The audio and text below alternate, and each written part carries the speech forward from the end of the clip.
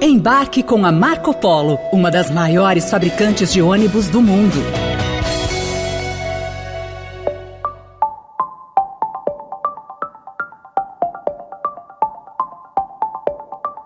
Dois dos 11 ministros do Supremo Tribunal Federal completam 75 anos em 2023, a idade de aposentadoria compulsória para os membros da Corte. O primeiro é Ricardo Lewandowski, que faz aniversário no mês de maio. Depois é a vez da atual presidente da Casa, a ministra Rosa Weber, em outubro. Com isso, 2 vagas na Corte serão abertas ao longo do ano. E as discussões sobre os possíveis nomes para ocupar o posto já estão a todo vapor. A indicação de ministros do STF é prerrogativa do presidente da República, mesmo que a confirmação do nome dependa de um aval do Senado.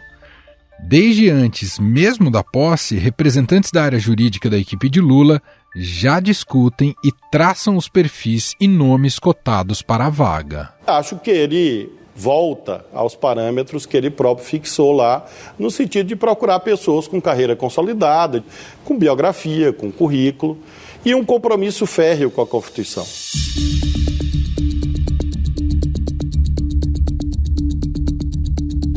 Quem está acompanhando de perto as conversas e as movimentações que envolvem a indicação às vagas do Supremo é a repórter de política do Estadão, Beatriz Bula, com quem eu converso agora.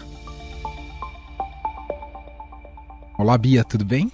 Oi, Emanuel, tudo bem? Obrigada pelo convite. Bom, os bastidores, como você tem acompanhado, já estão bastante agitados para a escolha do próximo ministro do Supremo Tribunal Federal. E aí muitas perguntas surgem, né? Que tipo de perfil ele vai indicar, né? Que ministro será esse?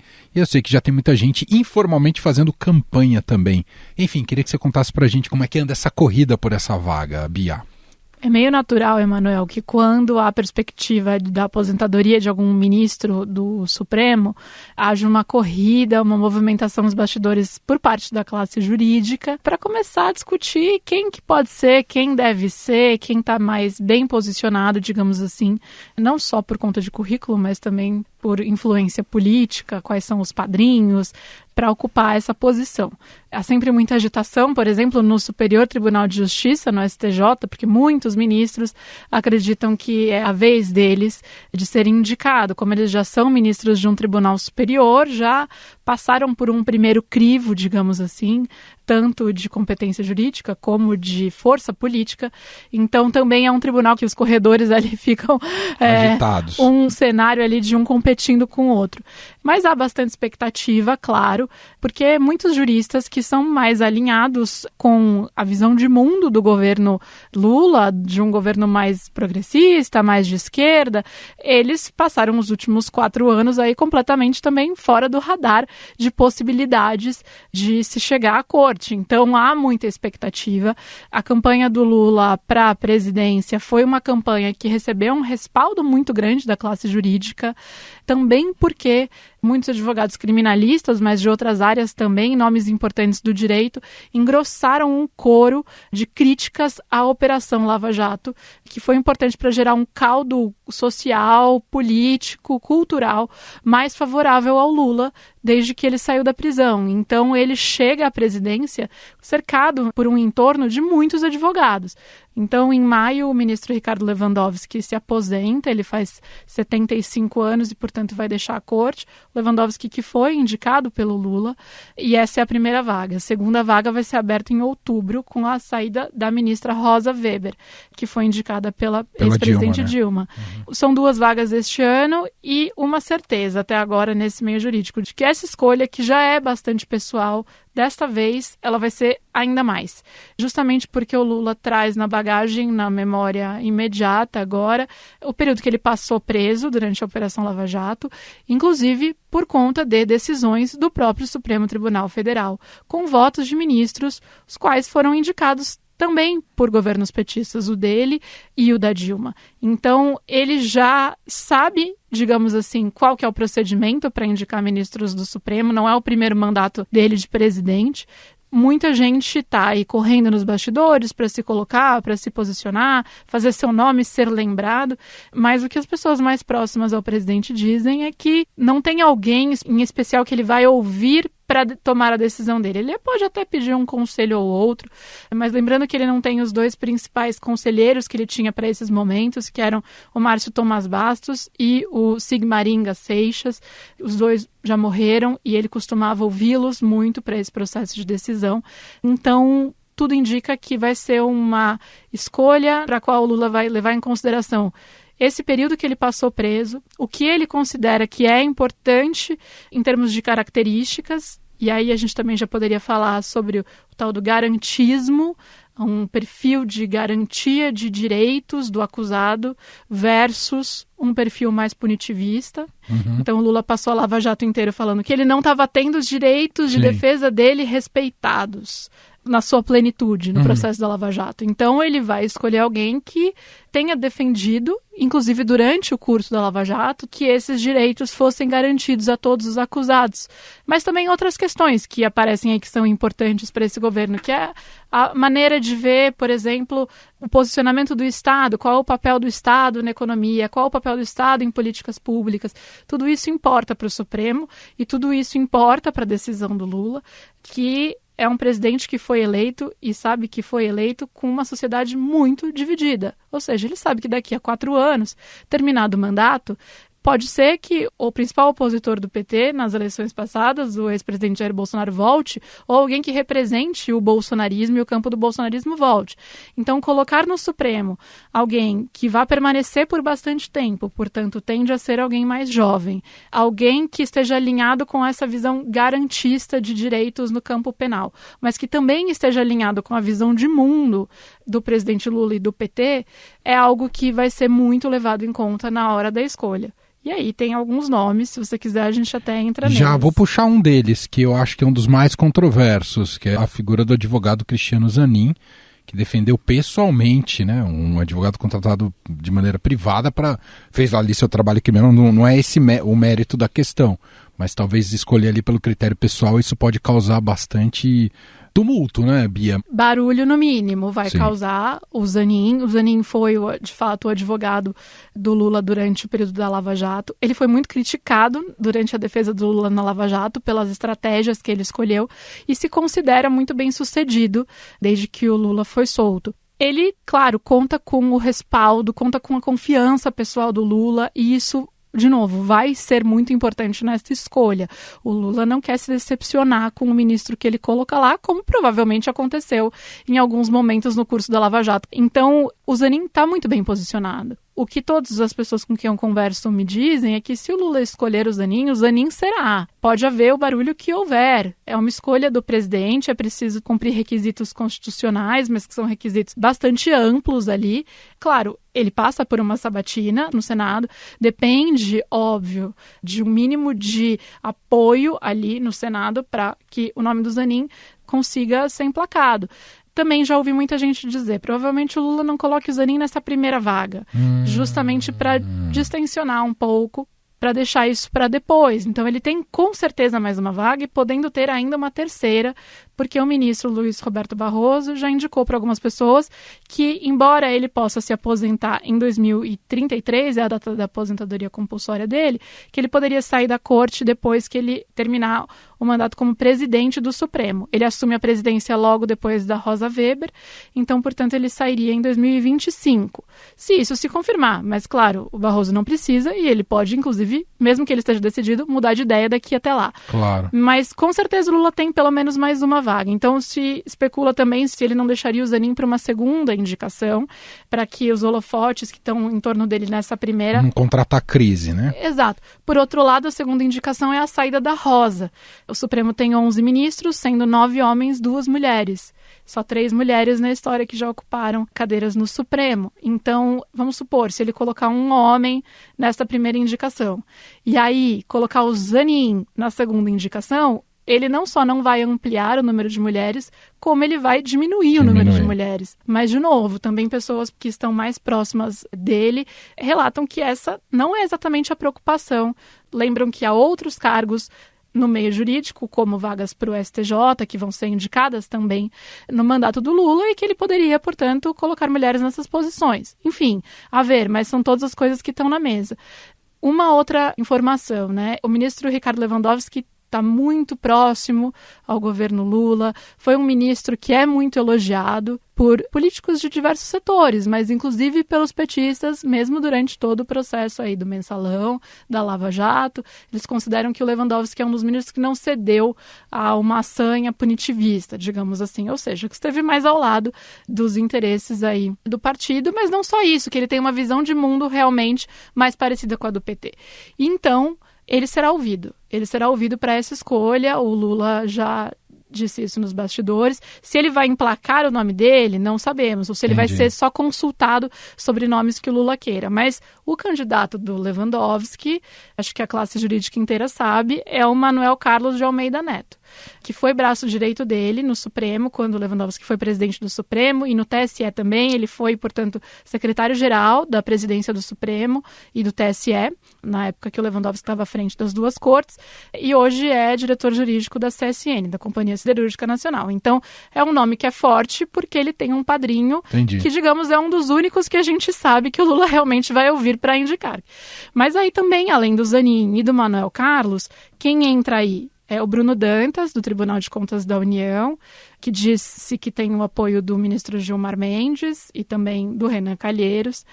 O criminalista Pier Paolo Bottini, que foi um destes advogados aí que ajudou a fazer coro a críticas da Lava Jato, embora tenha ele mesmo sido advogado em vários casos da Lava Jato e vários casos emblemáticos recentes, mas fez parte do governo Lula, inclusive, lá atrás, quando Márcio Tomás Bastos era ministro da Justiça. Nessa mesma leva aí de advogados mais próximos ao Prerrogativas, que é aquele grupo que se notabilizou, inclusive, pelas críticas à Lava Jato, no qual eu coloco o Pier Paolo, está também o Pedro Serrano, mais um advogado dessa linha garantista, mais alinhado ao PT, a visão de mundo do PT, mas também está a Dora Cavalcante, que também é uma advogada que chegou a defender a Odebrecht no começo da Lava Jato. Depois, quando a Odebrecht decide partir para a delação premiada, ela sai da linha de frente da defesa. Aí temos Simone Schreiber, desembargadora do TRF da 2ª Região, que também entrou nessa lista.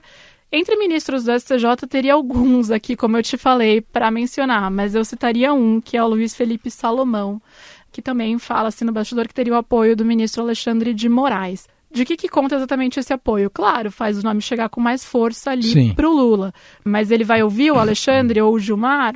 Não sabemos. O Lewandowski a gente sabe que ele vai ouvir.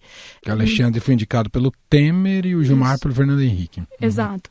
Muitos desses advogados estavam na última sexta-feira em um jantar aqui em São Paulo, que foi organizado na casa de um criminalista, do Fábio Tofik, para homenagear o Marco Aurélio Carvalho, que é o coordenador do Prerrogativas. E no fim virou, assim, parecia que tinha 5 candidatos ao Supremo por metro quadrado, porque quase todos esses que eu mencionei estavam lá. O Zanin não estava, o Pier Paolo também não, o Bruno Dantas também não, o Luiz Felipe Salomão do STJ também não, mas os demais aqui que eu citei o nome estavam, e alguns outros. E o ministro Ricardo Lewandowski estava lá, assim como o ministro Dias Toffoli.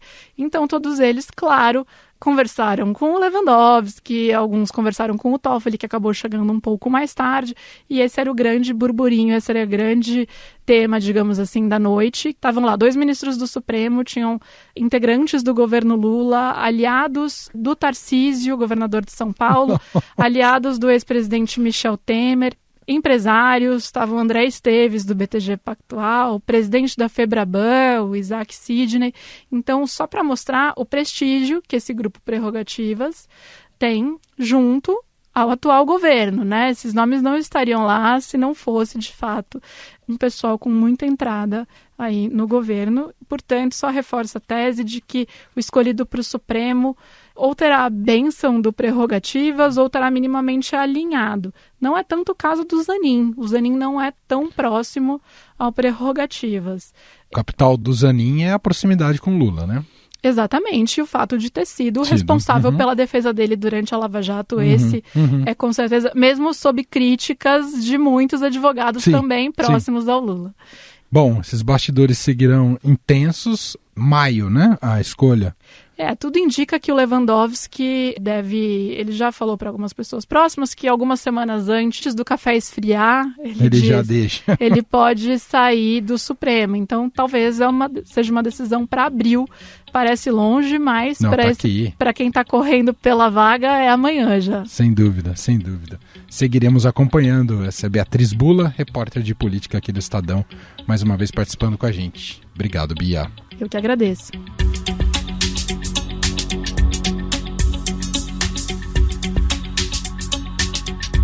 Com as 2 indicações desse ano, Lula terá no total 4 nomes indicados por ele, ocupando cadeiras no Supremo. Além dos 2 novos nomes, a ministra Carmen Lúcia e o ministro Dias Toffoli foram indicações do presidente nos mandatos anteriores. O próprio Ricardo Lewandowski, que será substituído em maio, também foi indicado por Lula em 2006. Compõe a corte também outros 4 ministros indicados por Dilma Rousseff, um por Michel Temer e um por Fernando Henrique Cardoso. Os últimos a assumirem cadeiras no Supremo foram os ministros Cássio Nunes Marques e André Mendonça, indicados pelo ex-presidente Jair Bolsonaro. Eu não mando nos 2 votos dentro do Supremo, mas estão 2 ministros que representam, em tese, 20% daquilo que nós gostaríamos que fosse decidido, né, e votado dentro do Supremo Tribunal Federal. A maioria no Supremo é de interesse para o governo, já que assuntos polêmicos como a demarcação de terras indígenas, a descriminalização do aborto e o juiz de garantias devem entrar na pauta ainda este ano. O Supremo Tribunal Federal Luiz Fux suspendeu por tempo indeterminado a implantação do juiz de garantias. Esse ponto era um dos mais controversos do chamado pacote anticrime. Com a atuação cada vez mais politizada do Supremo ao longo dos últimos anos, ampliou-se a percepção de que a escolha de novos ministros é baseada em interesses próprios e não por critérios técnicos. O presidente Lula vai seguir a mesma lógica, ainda mais depois de seu passado recente na prisão? Quais são as consequências de uma corte que muitas vezes é formada com base no clientelismo? Para falar mais sobre esse tema, vamos conversar com Elival Ramos, professor titular de Direito Constitucional da Faculdade de Direito da USP.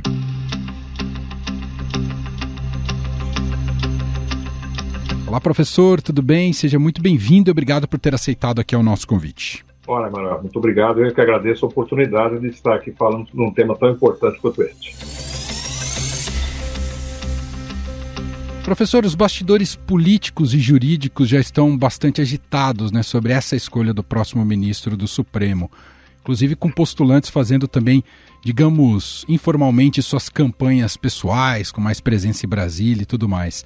A gente tem que entender isso como parte do jogo ou há também uma deterioração do processo justamente por essa influência política, professor? De fato, não existe um procedimento universalmente aceito e nem uniforme de indicação para juízes de cortes constitucionais, né? No mundo todo isso varia bastante. Nós seguimos um modelo mais próximo dos Estados Unidos.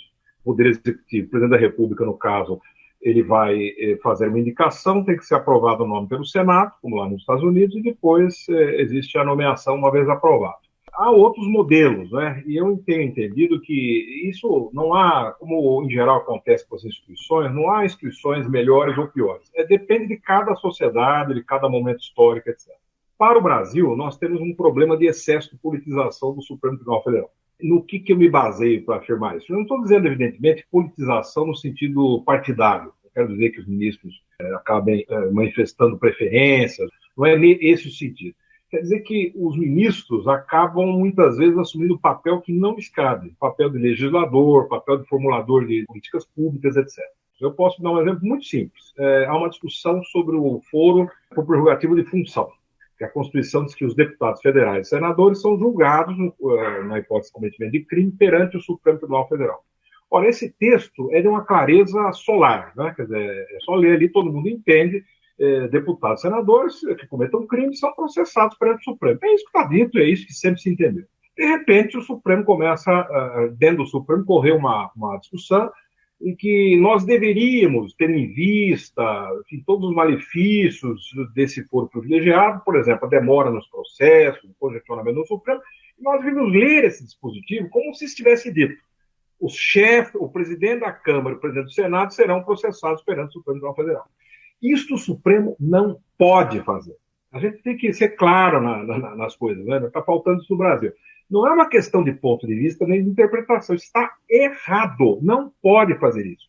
Se nós pudéssemos extrair de um texto tudo o que é possível e o que não é possível, perderia sentido todo o trabalho exegético da interpretação. O próprio direito desapareceria.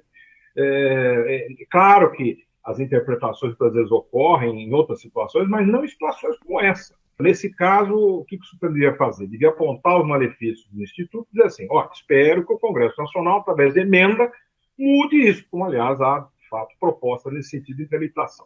Então, essa distinção de qual é o papel do juiz e qual é o papel do legislador ou do representante político é que hoje está turvada no âmbito do Supremo Tribunal Federal. A escolha de pessoas para o Supremo, de magistrados, é claro que tem relação direta com esse assunto. O que nós deveríamos buscar? Deveríamos buscar aquilo que está colocado no próprio texto da Constituição como sendo objetivo.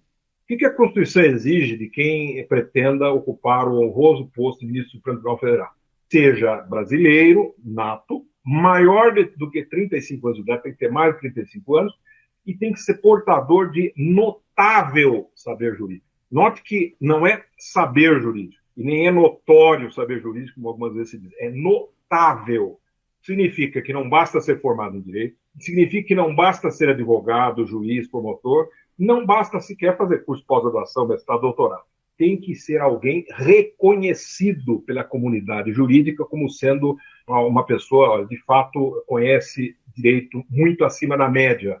Olha, o procedimento de escolha não favorece. O que nós temos visto é que o presidente da República, como ele precisa muito do Supremo, que cada vez mais interfere nas políticas públicas, ele precisa, para poder governar, ele vai querer ali não tanto um juiz com notável saber jurídico e independência funcional, mas vai querer ali um aliado político. Normalmente, hoje, está se buscando alguém jovem, que vai ficar muitos anos ali, já que a nomeação é vitalícia, e que tenha afinidade ideológica ou alguma proximidade pessoal com quem está indicando.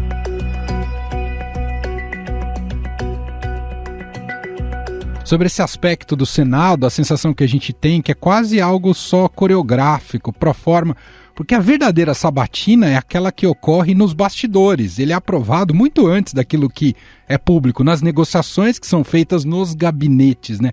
Até isso a gente não tem essa cultura de que isso seja um efetivo teste para entender se aquela pessoa tem o perfil para ser o ministro do Supremo. Pois é, eu acho que a sabatina é inafastável, é um bom procedimento porque é público, justamente, mas nós temos que aprimorá-lo, né? Primeiro, essa questão do quórum, que não tem sido vislumbrada aqui no Brasil, eu acho uma questão importante de destacar, que num veículo como é o Estadão, que tem uma penetração muito grande, né? Nem sempre nós professores temos oportunidade de... Esse é um ponto que tem sido... Todo mundo fala em mandato, todo mundo fala também, até há muitas propostas de tirar de carreira, eu sou contra, corporativistas, né?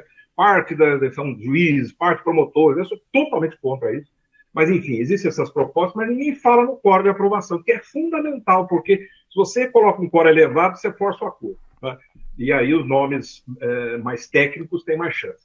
Agora, a sabatina em si poderia ser aprimorada da seguinte forma: nós podemos ter ali uma comissão composta, fora, claro, os senadores que participam desse processo, na Comissão de Constituição e Justiça, né, que é feito o primeiro embate, nós podemos ter uma comissão de integrantes da sociedade civil, qualificados, tal, e essas pessoas fariam perguntas.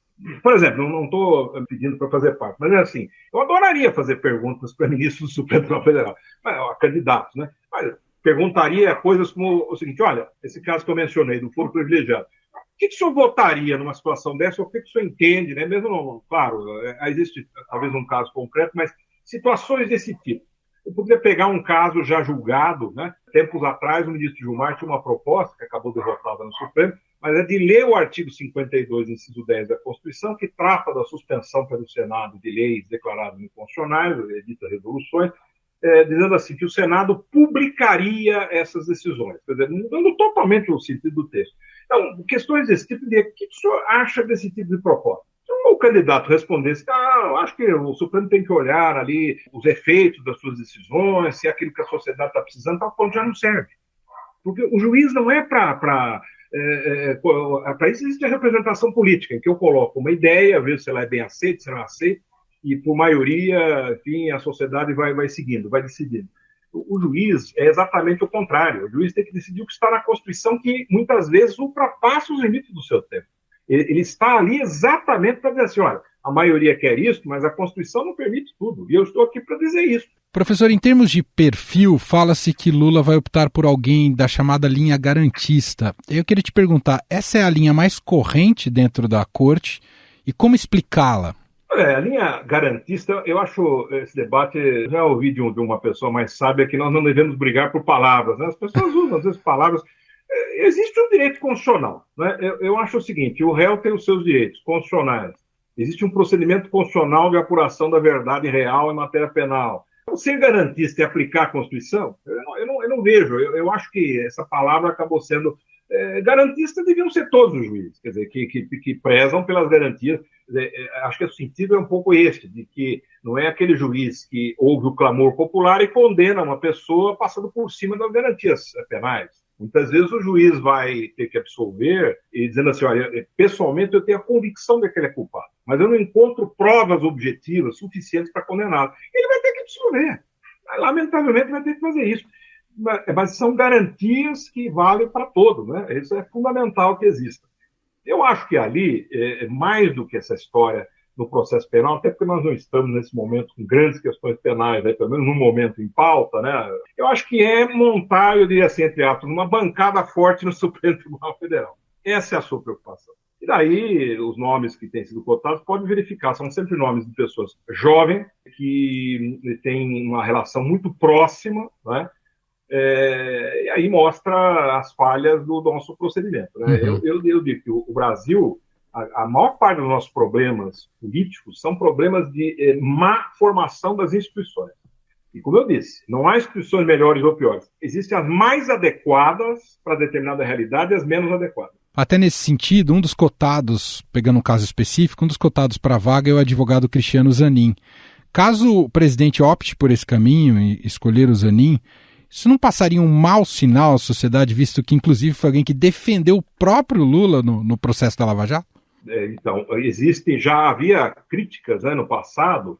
Eu me lembro que o ministro Gilmar Mendes, quando foi, ele tinha sido advogado-geral da União, do presidente Fernando Henrique. Sim. E ele sofreu muita resistência por conta disso. Houve quem, eu me lembro do professor Dalmo Nalari, que era na época vivo, né, nosso professor, e criticando exatamente sobre esse perfil, dizendo assim, olha, mas como é que pode? Mas o advogado-geral da União não é um advogado pessoal do presidente. Ele ocupa apenas uma instituição. O que dizer, então, de um advogado privado, que foi contratado, eventualmente, ou assumiu uma defesa criminal, né, que exige uma identificação muito grande, tem que ter uma relação de confiança muito forte. De fato, eu entendo que o sinal não é bom. Nada contra o Zanin, quem aliás eu não conheço, eu acho que a impressão que eu fiquei na Lava Jato foi um excelente advogado, criminal, atuou muito bem, competente, ninguém tem dúvida quanto a isso. Mas volto a dizer, em primeiro lugar, existe esse aspecto, né? Essa relação pessoal, de fato, não é uma boa indicação para aquilo que se deveria buscar, que é um juiz independente e de notável saber jurídico. E aí é uma outra coisa, não vou analisar o Zanin especificamente, Sim. Mas é preciso prestar atenção nisso. Notável saber jurídico não é um saber jurídico qualquer. Né? E é isso que o Constituinte escreveu, porque senão não teria escrito indicar juízes para o Supremo Tribunal Federal com formação em direito. E é importante que o Senado, né, seja cobrado pela mídia, pela sociedade, no sentido de procurar ver se quem é indicado tem notável saber jurídico. Muito bem, nós ouvimos aqui Elival Ramos, professor de Direito Constitucional da Faculdade de Direito da USP. Professor, muito obrigado aqui pela entrevista, um abraço e até a próxima. Um abraço, Manuel. Foi um grande prazer, espero poder voltar mais vezes para discutir esses assuntos que são tão importantes para o país. Muito obrigado. Estadão Notícias.